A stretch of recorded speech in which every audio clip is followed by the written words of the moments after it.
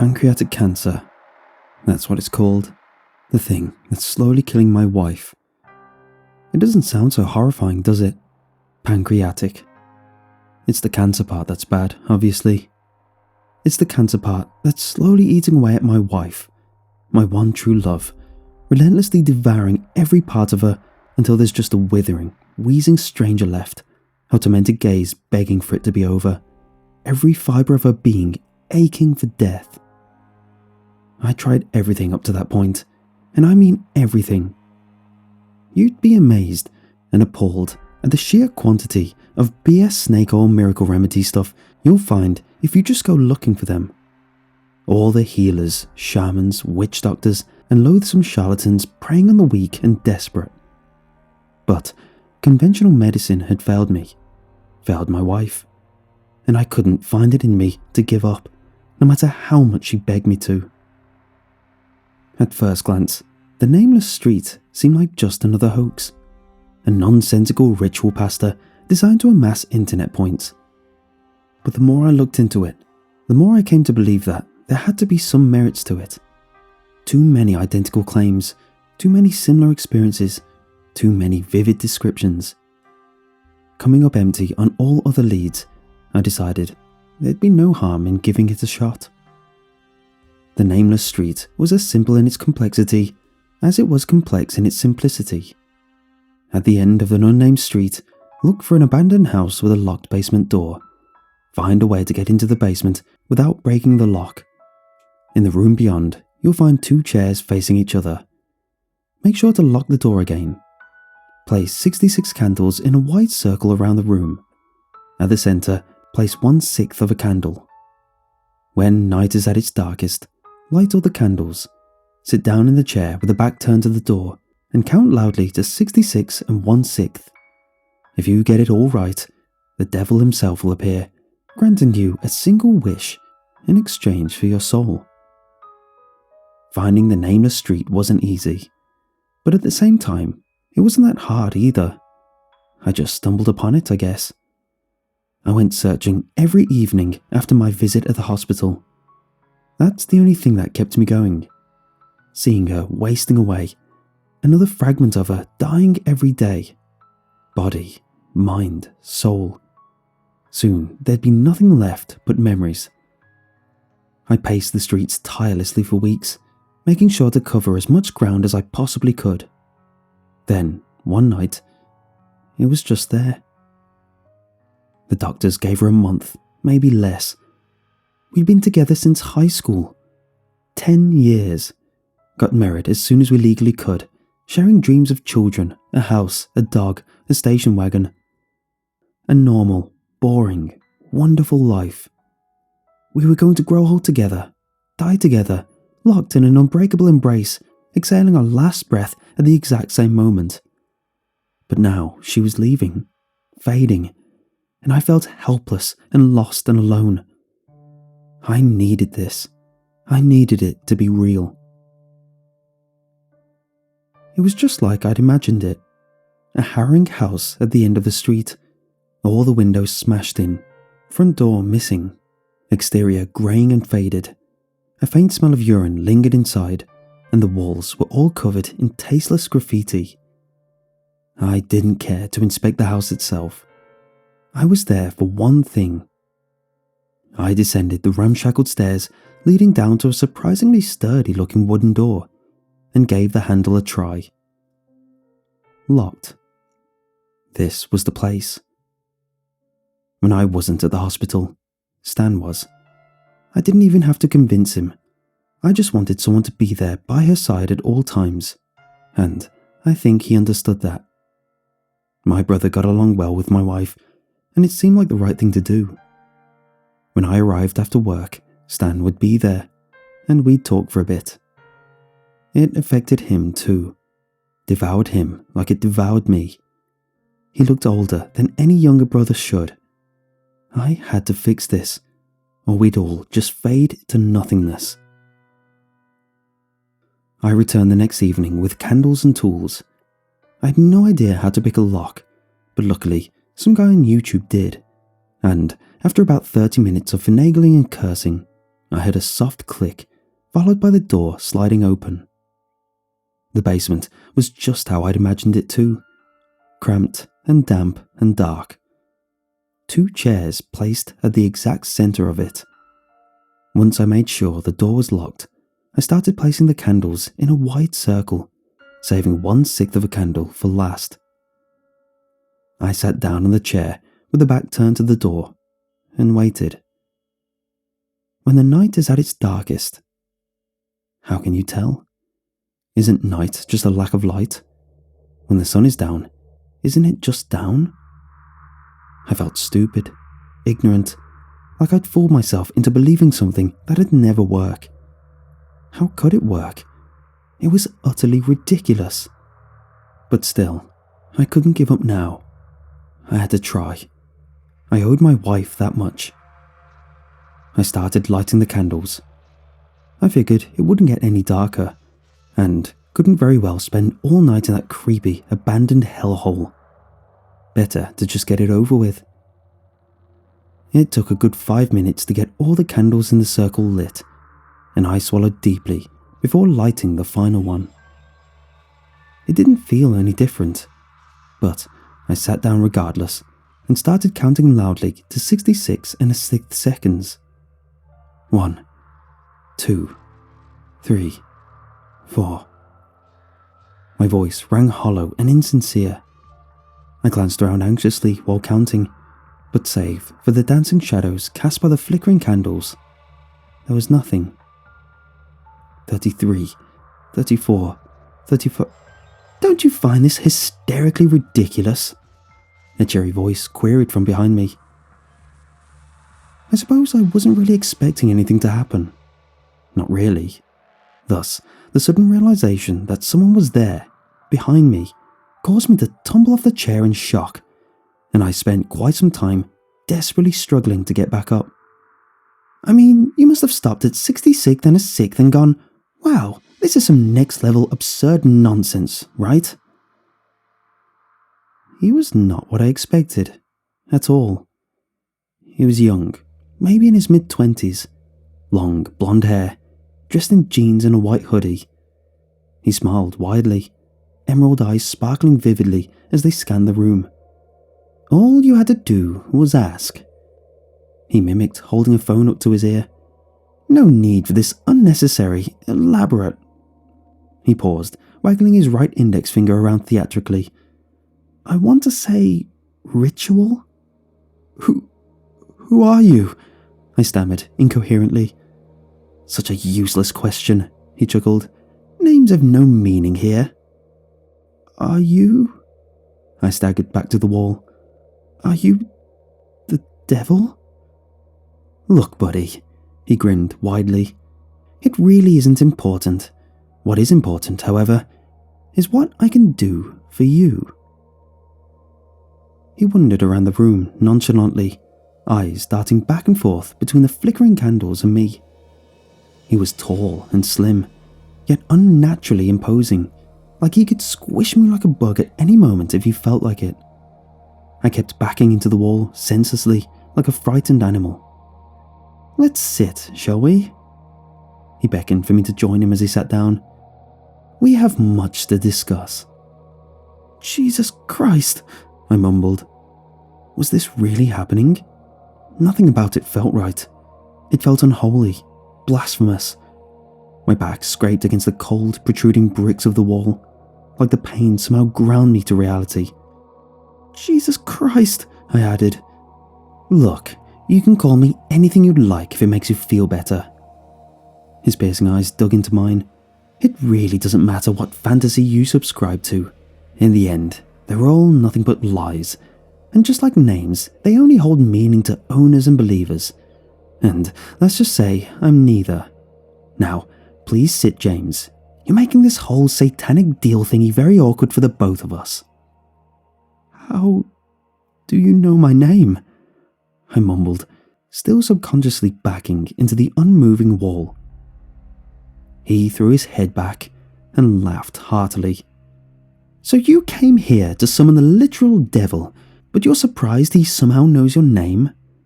James, You're really out of your depth here. You know that, right? He motioned towards the vacant chair. Sit, James, sit, and we'll discuss what I can do for Nora.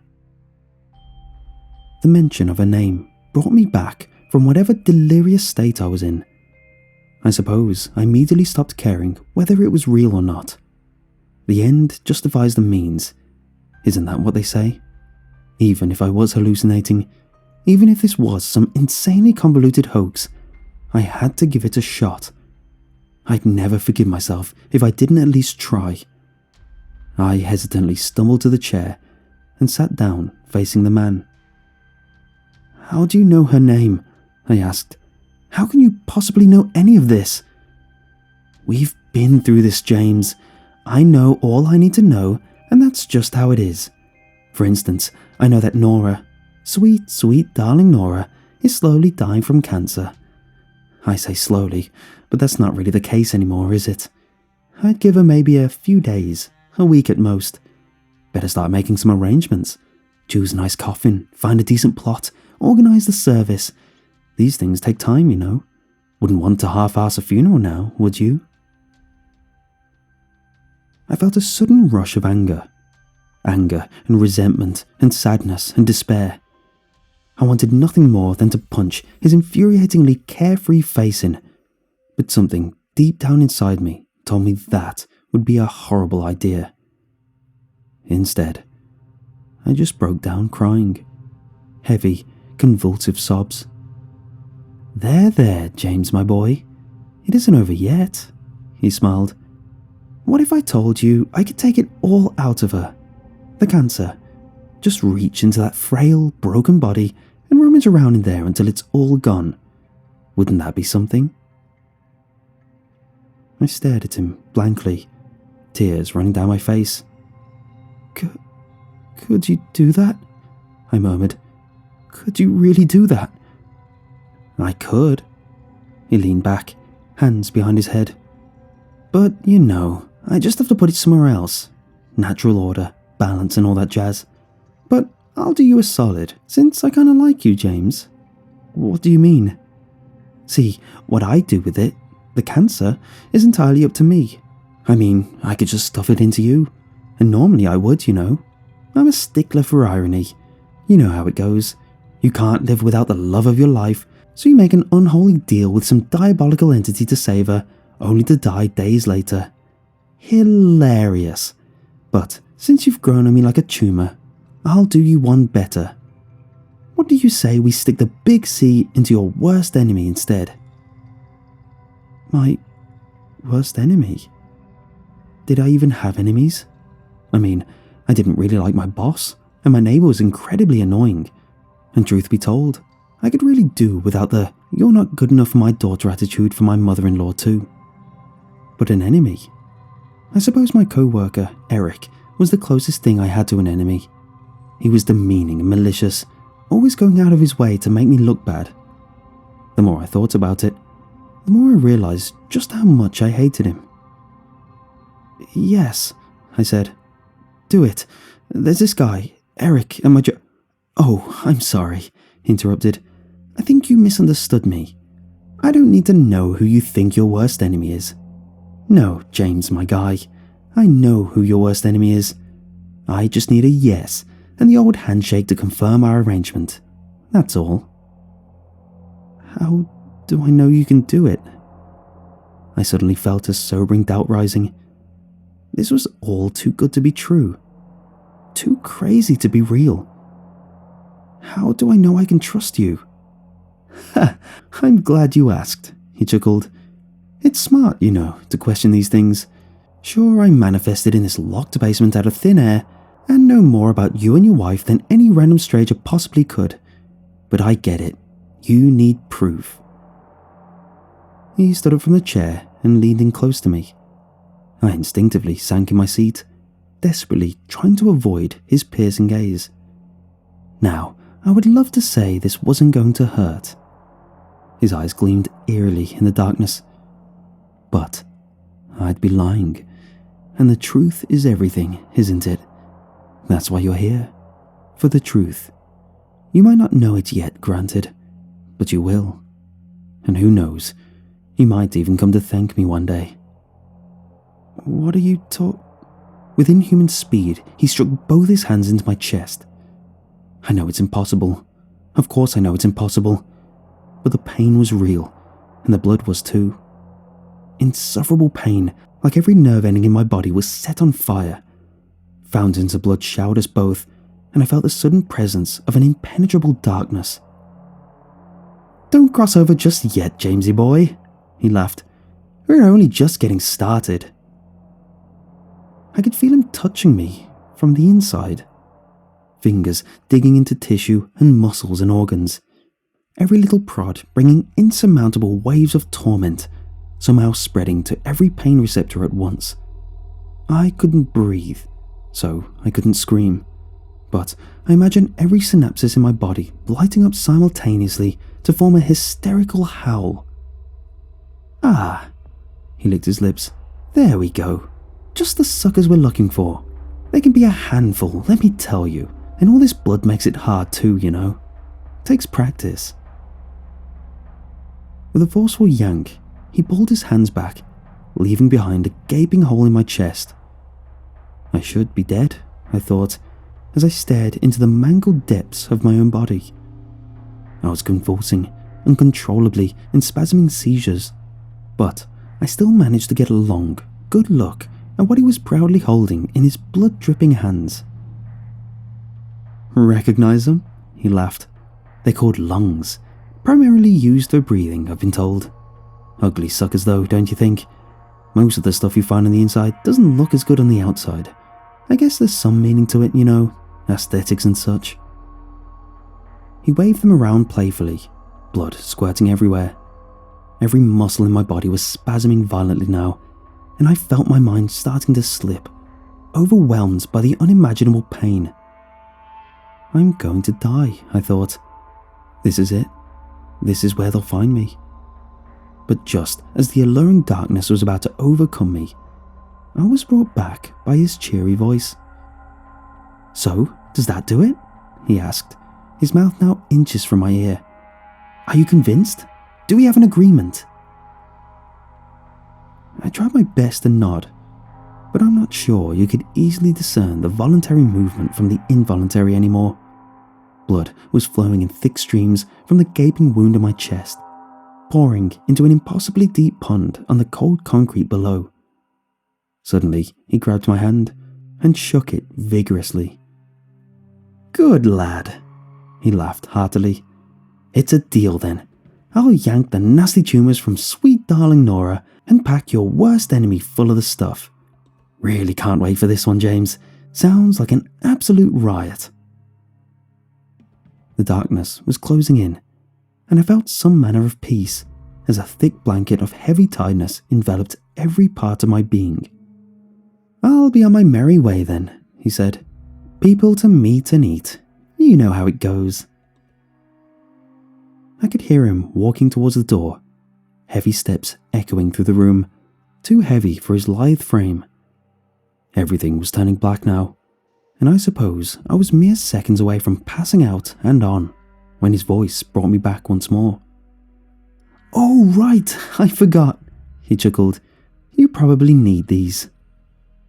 Mind-numbing pain shot through my body as he pushed his hands into the wound again, brutally rummaging around in there for what felt like ages. Then, with a sudden yank, he was out again. "There you go," he said. "Good as new. Keep those suckers clean now, you hear? Stay away from cigarettes and huffing asbestos." He laughed. "Anyway, I'll be seeing you, James. I have a feeling we'll talk again real soon." And with that, he was gone. I was left slumped over my chair, wheezing and spasming for minutes, before realizing I was completely fine. I refused to believe it at first. I examined my chest thoroughly, every inch of it, then turned my attention to the floor. Not a drop of blood. Not so much as a paper cut on my chest. It was like it had never happened. But it did, didn't it? The pain was so real, so horribly, gruesomely real. Minutes of excruciating torture that felt like years. And then, nothing? I didn't stick around to question what had happened. I got out of that basement in a panicky haze and never looked back. When I got home, I immediately collapsed on the couch, and I slept for 12 hours straight. I'm sure I would have slept longer, probably days, maybe a week, but I was ripped from my deep slumber by the sound of my phone. "Yeah?" I mumbled. "Who's this?" "James!" Stan yelled excitedly. "You're not going to believe this. It's a miracle." A miracle. Even the doctors agreed. There was just no medical explanation for Nora's sudden recovery. No rational way to describe how the cancer had just vanished. Poof. Not a trace left in her. A miracle, they all agreed. Deep down, I knew that wasn't the case, of course. It wasn't miraculous at all. In fact, it was probably the exact opposite. But I didn't care. I was just so happy she was still here, still alive, still breathing. I never cried like I cried that day. Tears of joy. Who knew such a thing could be real? Weeks went by, and that night in the basement slowly faded from memory. I guess I just went with it, pretended it was all some vivid hallucination brought on by sleep deprivation and desperation and grief. And when Eric didn't get horribly sick and die, like I secretly hoped, I just let it all go. Life moved on. Except it didn't. It all stopped in that basement. Maybe not stopped, but perverted, grew out of control like cancerous cells. My wife sat down with me a month later. "We need to talk," she said. I could tell by the look on her face that it wasn't anything good. There were tears, lots of them, crocodile and otherwise, and a pained, guilt-ridden expression. She wanted a divorce, she told me. She'd been seeing another man for quite some time now, but because of the cancer and her imminent death, she didn't have it in her heart to tell me. But now that she was healthy and had her life back, she wanted to move on. Wanted to find happiness again. "Who?" I remember yelling. "Who is he?" "It's your brother," she sniffed pathetically. "It's Stan." I suppose my life ended there. Betrayal comes in all shapes and sizes, but from my own brother, my own flesh and blood, it was too much to bear, and I guess I felt it already then. The hate, the seething anger and fury and resentment, consuming every fragment of my existence from there on out. She moved out the same day, packed her stuff and went to live with my brother.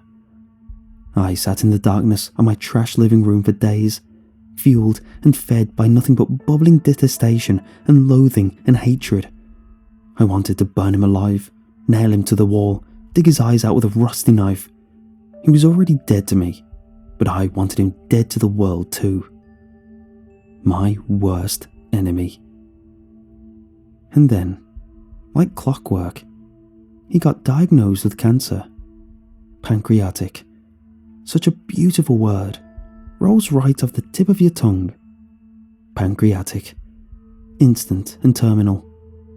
My brother died days after they first caught it. It spread faster than anything they'd ever seen, they told me. A reverse miracle of sorts.